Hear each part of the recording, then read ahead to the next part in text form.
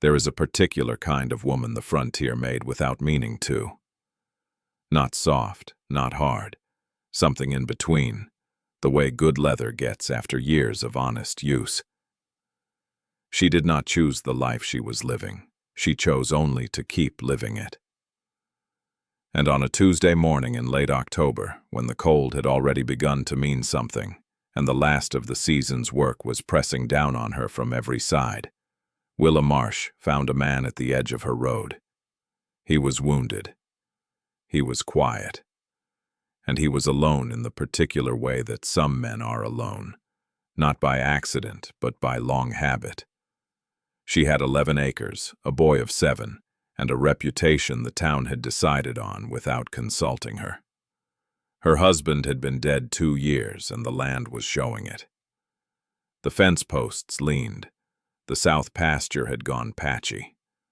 The roof above the kitchen made a sound in the wind that she had learned to sleep through because there was no one to fix it and no money to hire the fixing done. The town of Carver's Bluff had not been unkind to her exactly. It had simply moved on, the way towns do, and left her to manage the distance between what she had and what she needed with whatever she could find in herself. She had found enough. Barely. But enough. His name was Cooper. That was all he offered, and she did not press for more. He was the kind of man who took up only the space he needed. No more. And who looked at a broken thing the way a man looks at something he already knows how to fix, quietly and without ceremony. She brought him inside because leaving a wounded man at the side of a road in October was not something Willa Marsh was capable of doing. She gave him water. She gave him a place to lie down. She told herself it would be 2 days, perhaps 3. She told herself she was not hoping for anything. She was not entirely right about either of those things. Some stories do not announce themselves. They arrive like weather, gradually, then all at once, and you do not realize what has changed until you are already standing in the middle of it.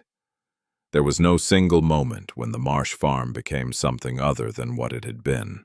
There was only the slow accumulation of days, suppers shared in near silence, a gate that suddenly latched, a boy who began leaving the house in the mornings with a purposefulness he had not had before.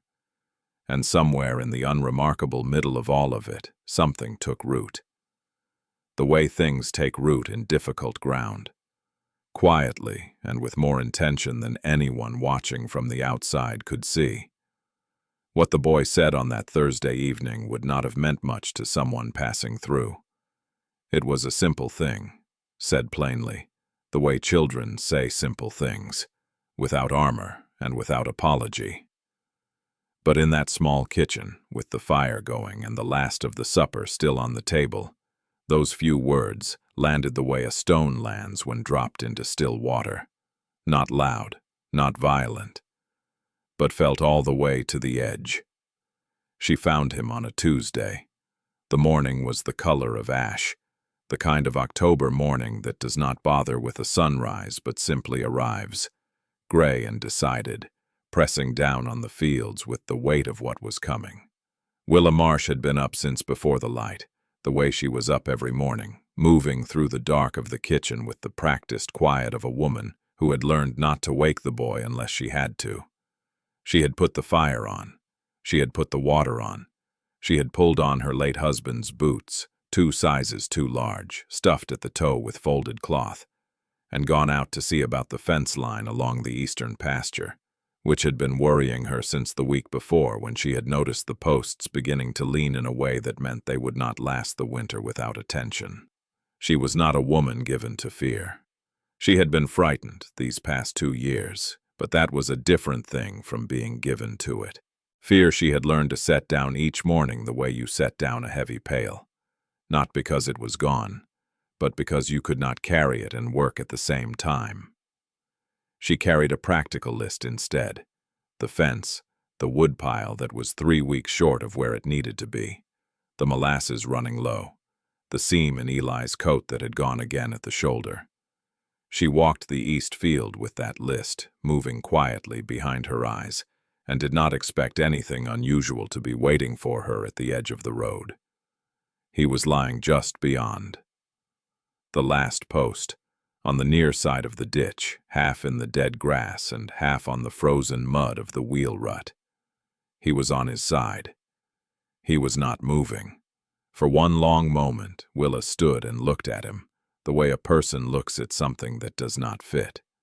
Not frightened exactly, but very still, trying to place what she was seeing. He was a man, she could tell that. Large through the shoulders, wearing a coat that had seen considerable use. There was dark at his side, along the lower ribs, that was not mud. She crossed the ditch in 2 steps and crouched beside him and put 2 fingers to the side of his throat. The pulse was there, slow and steady and there. She did not call for help. There was no one near enough to call. The Hennessy place was 1.5 miles south, and by the time she went and came back, the cold would have done whatever the cold intended to do. She did what she could with what she had. She went back to the barn for the flat cart and the old horse, Burl, who was 15 years old, and moved accordingly. She brought them back to the road. Getting the man onto the cart required more from her than she had expected, and she was breathing hard by the time it was done, her hands stiff and her back informing her of its opinion. But she got him there. She covered him with the horse blanket from the barn and led Burl back across the field to the house. His name was Cooper. She learned that when he woke, which was not until mid-morning, by which time she had cleaned the wound at his ribs. A knife cut, long and not deep. The kind that looked worse than it was, but that needed tending or it would go bad in 3 days. And gotten him onto the narrow cot in the back room that had been her husband's workroom and was now mostly used for storing what she could not bear to give away. He said his name, and he said thank you, and he did not say anything else for a while. She did not press him. She left a cup of water within his reach and went back to the kitchen. Eli found out at noon. He came in from the yard where he had been stacking the smaller pieces of split wood the way she had shown him, carefully, so they would not topple. And he stopped in the kitchen doorway with his arms still half raised from carrying, and looked at his mother with an expression she recognized as the one he used when he was deciding whether to be alarmed. She told him there was a man resting in the back room, that he was hurt but not badly, that he would be staying a few days. Eli considered this. Then he asked if the man had a horse. She said she did not know.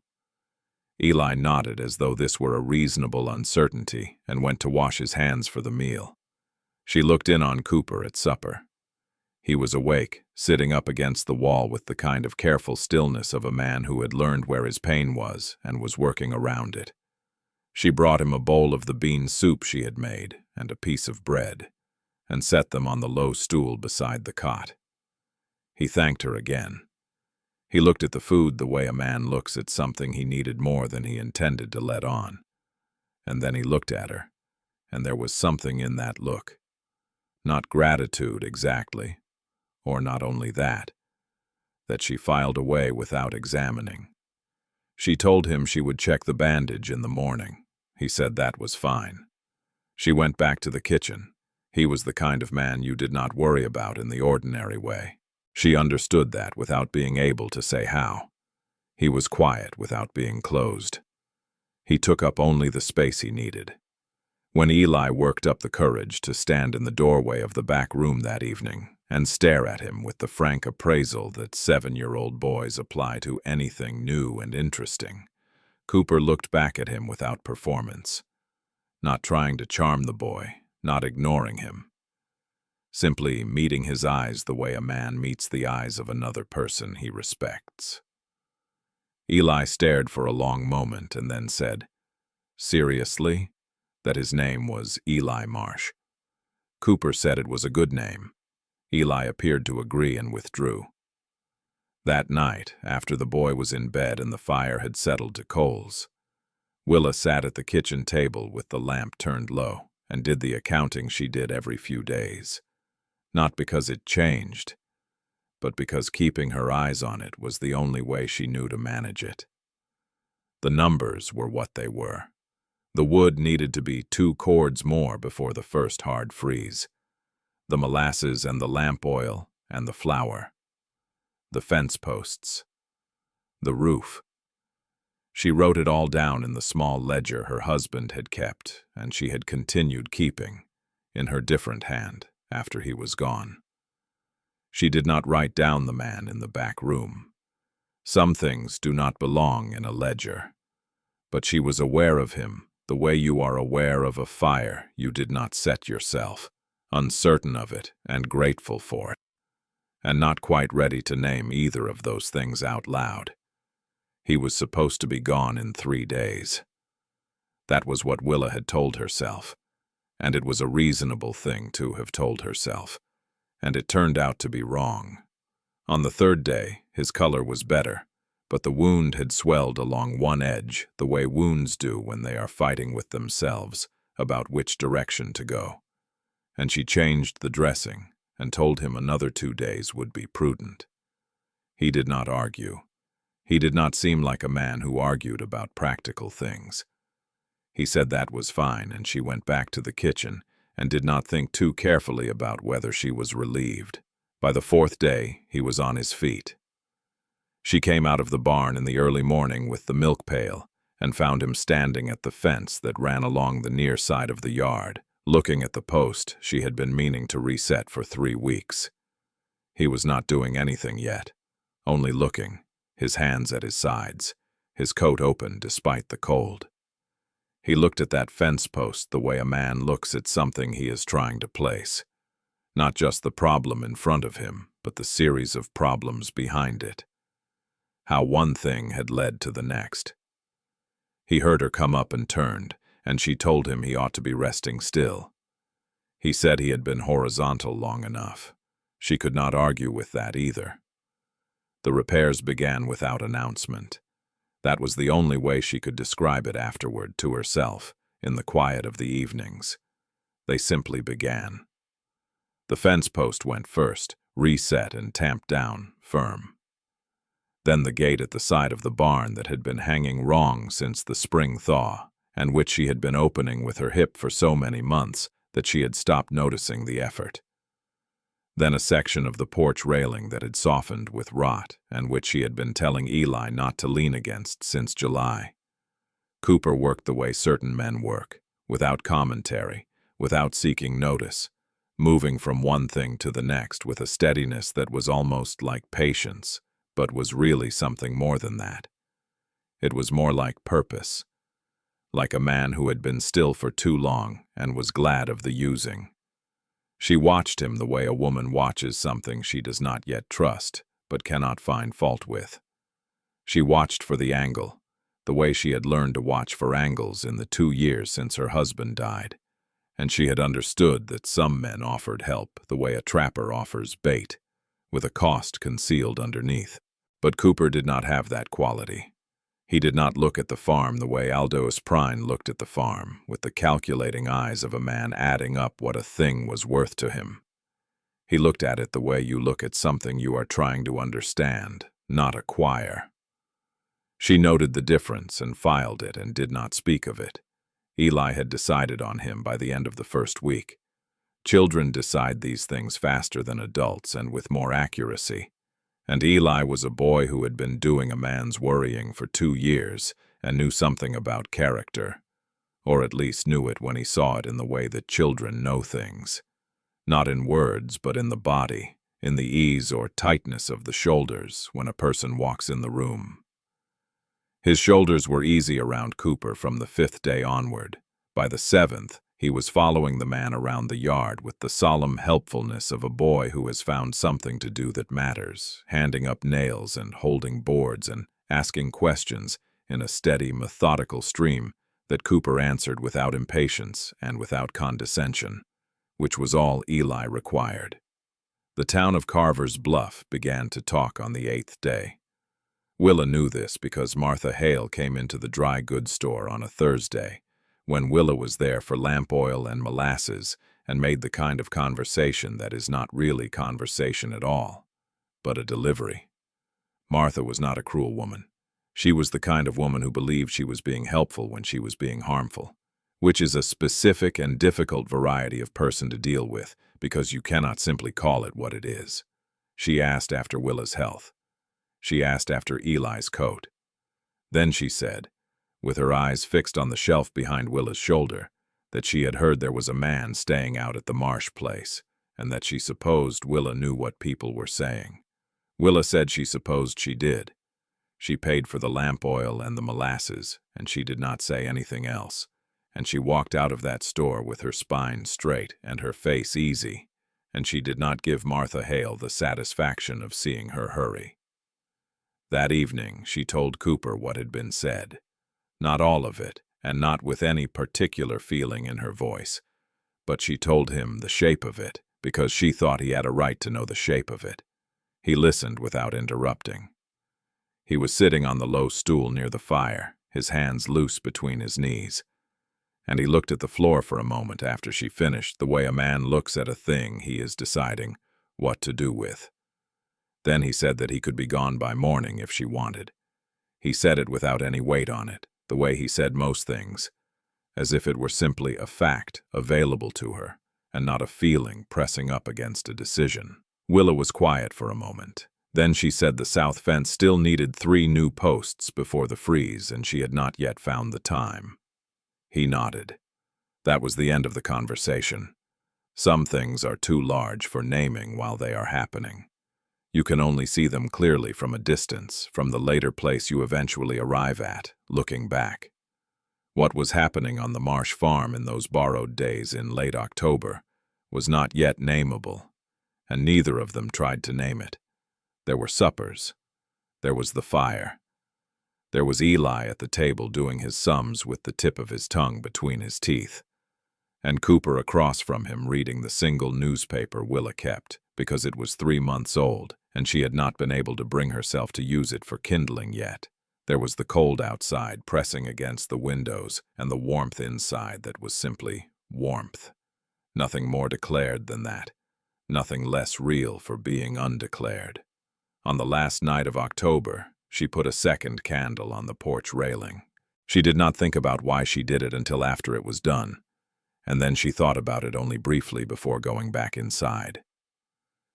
The candle burned down in the cold air, slow and steady, and the light of it moved a little in the wind, and Cooper saw it from the barn where he had gone to check on Burl before turning in for the night. He stood in the barn doorway for a moment looking at it. He did not go in. He did not call out. He simply stood there the way a man stands when he is looking at something that is trying to tell him something, and is almost sure he understands what it is. It was the first Thursday of November when Cooper said he was well enough to ride on. He said it at breakfast, quietly, the way he said most things, without preamble and without drama, setting the fact down on the table between them the way you set down something you have been carrying for a while and have finally decided to put somewhere. Willa was at the stove. She did not turn around immediately. She finished what she was doing with the pan, and then she turned, and her face was the face she had learned to wear in the past 2 years, composed, practical, giving nothing away that she had not decided to give. She said she supposed his ribs had healed well enough. He said they had. Eli was eating and did not look up from his bowl. The morning went the way mornings went. There was work, and Cooper did his share of it as he had done every morning since he had gotten back on his feet. And if there was something different in the quality of the silence between him and Willa that day, neither of them remarked on it. She found things to do at a distance from where he was working, which was not like her, because she was not a woman given to avoidance. She was aware of the difference and did not examine it too carefully. By midday he had gone to the barn to see to his horse, which a boy from the Hennessy place had brought over on the 2nd week, once word had gotten around that the animal was loose on the South Road. She heard the familiar sounds of a man preparing to travel, the particular rhythm of saddling, the soft knock of a bedroll being tied, and she set her jaw and went back to the kitchen. Aldous Prine arrived at 2:30. She heard his wagon from inside and knew the sound of it the way you learn the sounds of things you have been dreading. He was a man of 50 or so, broad and unhurried, with the manners of someone who has decided that patience is the same thing as power, and has built a life on that decision. He had wanted the marshland since before her husband was cold, and he had made 3 offers in 2 years, each one lower than the last. Each one delivered with a sympathy so thin you could see right through it to what was underneath. He came to the door and took off his hat and asked if he might have a word. Willa stood in the doorway and did not invite him inside, and said he could say what he had come to say. The offer was what it was, less than the land was worth, and both of them knew it. He dressed it up in the language of concern. A woman alone, winter coming, the boy to think about. And Willa listened to all of it with her arms at her sides and her eyes on his face, and did not say anything until he was finished. Then she said, "The land was not for sale." Phryne smiled the way he smiled, which was the way a man smiles when he believes that the other person has not yet understood the situation but will come to understand it in time. He said he hoped she would think it over. He said winters in the valley had a way of changing a person's mind about what was practical. He put his hat back on and he turned, and he found Cooper standing at the corner of the house. Neither man spoke for a moment. Cooper was not doing anything threatening. He was simply standing there, the way he stood, still and unhurried, taking up exactly the space he occupied and no more. And he looked at Phryne the way a man looks at something he has already taken the measure of and found to be a known quantity. Phryne looked back. Something passed between them that had no words and needed none. Then Phryne nodded once, the small nod of a man recalculating, and he walked to his wagon, and he left. Willa watched him go. She did not look at Cooper, and Cooper did not look at her, and after a moment he went back to what he had been doing, and she went back inside. At supper, nobody talked much, which was not unusual.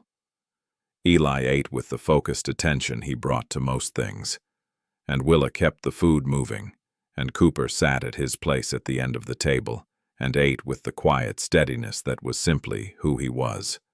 The fire was going well.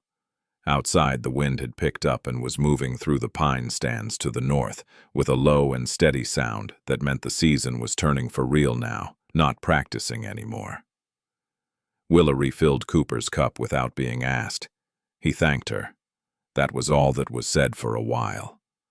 Then Eli put down his spoon. He put it down with the deliberateness of a boy who has made up his mind about something and is ready to say it. And he looked across the table at Cooper, and he said, "Stay."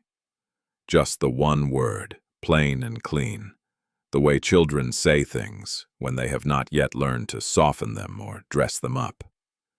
He was not asking where Cooper would go, or when he planned to leave, or whether the road was safe this time of year. He was not making an argument. He was simply saying the one thing that was true for him, in the direct and uncomplicated way that the truth sometimes comes out of the mouths of children before anyone can stop it. Stay. The word landed in the room and nobody moved for a moment. Cooper looked at the boy for a long count, and his face did not change exactly, but something in it shifted the way light shifts when a cloud moves off the sun. Not dramatically, but enough that you noticed. Then he looked at Willa. She was looking at her hands, which were resting on the edge of the table, still. She was not looking at him, but she was not looking away from him either, if that distinction makes any sense, which it does. To anyone who has ever been in a room where something important is happening, and everyone is being very careful about where to put their eyes. Some things are too large for naming, and so nobody named it. Cooper looked at her hands for a moment longer, and then he looked back at his plate.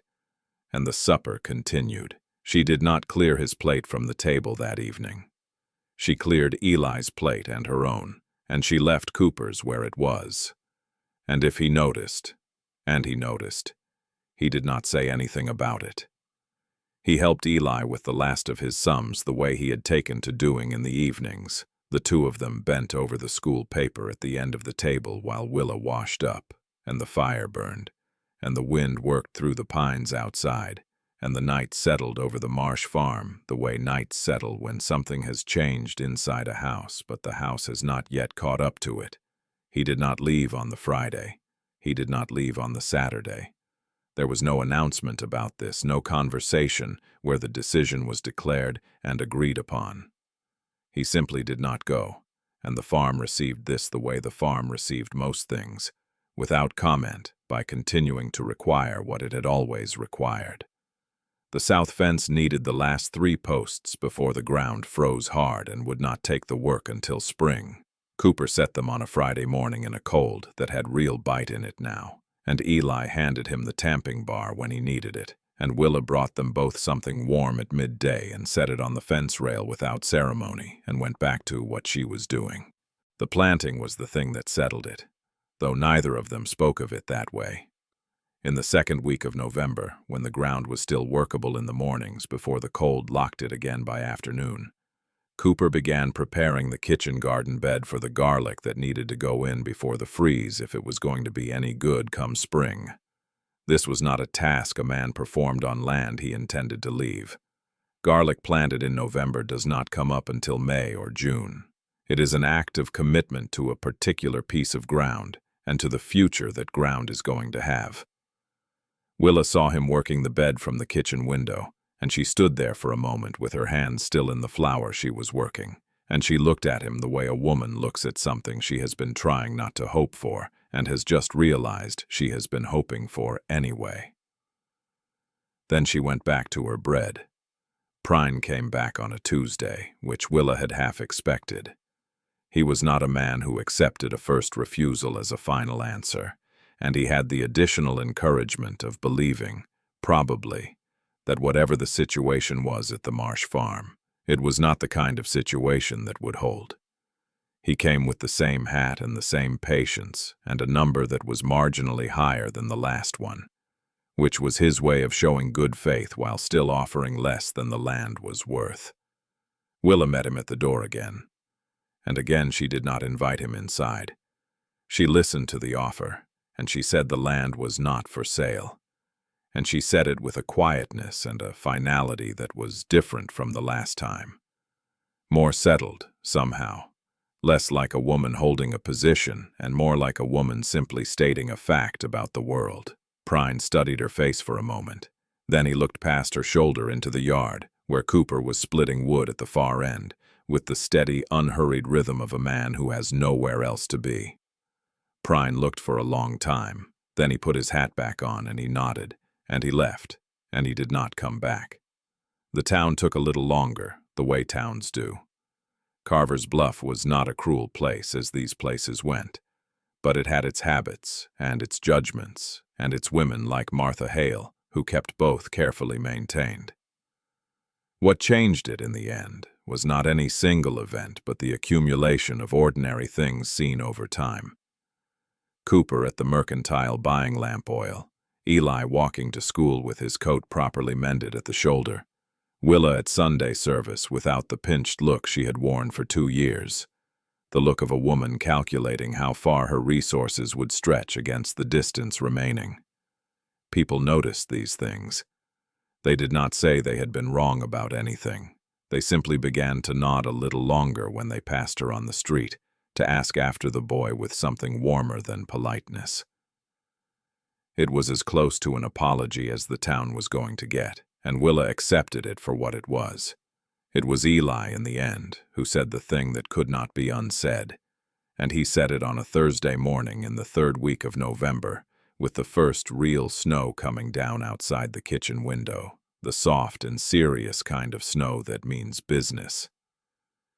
He came downstairs, and Cooper was already at the table with his coffee, and Eli sat down across from him and looked at him for a moment with those clear and unarmored eyes, and said without any particular emphasis, "Good morning." And then he said the name. Not Mr. Not Cooper, which was what he had been calling him. The other name, the one that means something specific. The one that is not given but chosen. The way the best things are chosen rather than given. He said it simply, in the same tone he used for everything, and then he reached for the bread and began to eat. Cooper was still for a moment. He looked at the boy, and something moved in his face that he did not try to stop or compose, which was itself a thing that Willa, standing at the stove with her back to both of them, understood in the quality of the silence that followed. She did not turn around. She gave the moment the privacy it deserved. She kept her hands busy and let the silence be what it was, which was large and quiet, and full of something that had no name and did not need one. The corner of Cooper's mouth moved. That was all. But it was enough. They did not speak of it directly. Not that day, and not in the days that followed. This was not avoidance. It was the way certain things establish themselves between people who are both accustomed to letting actions carry what words would only diminish. There was a morning near the end of November when they were both at the fence at the near pasture, checking the posts Cooper had set in October, and their hands were both on the top rail at the same moment, and he put his hand down beside hers. Not over it. Beside it. Close enough that the cold of his fingers was near the cold of hers, and the distance between them was a thing you could measure, and it was very small. Neither of them moved their hand away. They stood like that for a moment, looking at the fence line, and the wind came through the pines and the snow in the upper pasture lifted a little in it, and then they went back to work. And that was the story of Willa Marsh and Cooper, and of a boy named Eli who understood something at 7 years old that most people spend a lifetime trying to learn. That the right thing to do, when someone is leaving, is simply to ask them not to. The farm did not become prosperous overnight. The winters were still long, and the work was still hard, and the land required everything they had and gave back what it chose to give. But the fence posts held. The garlic came up in June, even and strong in its rows. And Willa Marsh, who had been managing the distance between what she had and what she needed for 2 years on nothing but spine and stubbornness, found that the distance had closed. Not all at once, not with any fanfare. The way distances close when someone decides, without saying so, that they are not going anywhere. The fire burned through the night the way it always had. The horse stood in the corral in the cold and was still. The pines to the north held the wind and let it go and held it again, patient as they always were. The river below the east field ran under its skin of ice, moving in the dark the way it moved every winter, unhurried and certain of its direction. The smoke from the chimney of the Marsh farm rose into the gray November sky and was taken by the wind, and the world continued. As it does. As it always does. Let me know in the comments how this one felt. I hope it found you well. See you in the next one.